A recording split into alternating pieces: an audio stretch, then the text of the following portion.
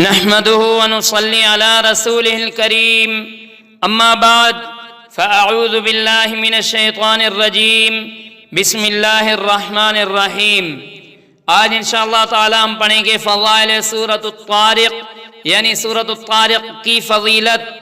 حضرت ابی بن کعب رضی اللہ تعالیٰ عنہ سے روایت ہے کہ حضور صلی اللہ علیہ وسلم نے فرمایا، جو شخص سورۃ الطارق پڑھتا ہے اللہ تعالیٰ اسے آسمان کے ستاروں کے مطابق 10 نیکیاں عطا فرمائے گا۔ کتاب العمل۔ نمبر 2، حضرت خالد بن ابو حبل عدوانی رضی اللہ تعالیٰ عنہ سے روایت ہے کہ ایک مرتبہ حضور صلی اللہ علیہ وسلم ایک مقام پر تشریف لے گئے جو قبیلہ بنی ثقیف کے شرقی جانب تھا۔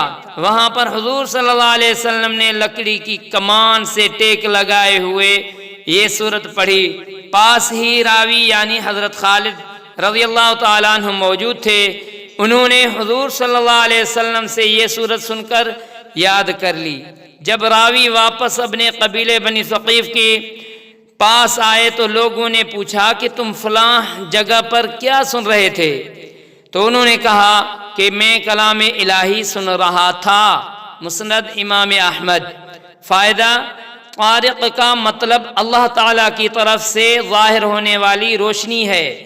اس سورت کی سب سے بڑی خاصیت یہ ہے کہ یہ سورت آسیب زدہ اثرات کو زائل کرنے میں بہت ہی مؤثر ہے۔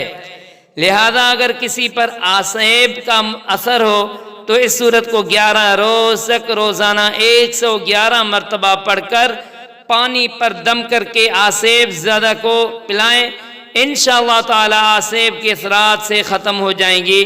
اس کے علاوہ اگر کوئی کام نہ ہوتا ہو تو اسے ختم شریف کی صورت میں چند افراد اکٹھے کر کے بعد نماز جمعہ 86 مرتبہ 7 جمعہ تک پڑھائیں تو انشاءاللہ تعالی کام ہو جائے گا۔ جو پڑھا اور سنایا اللہ تعالیٰ ان پر عمل کرنے کی توفیق عطا فرمائے۔ وآخر دعوانا الحمدللہ رب العالمین۔ آمین آمین آمین یا رب العالمین۔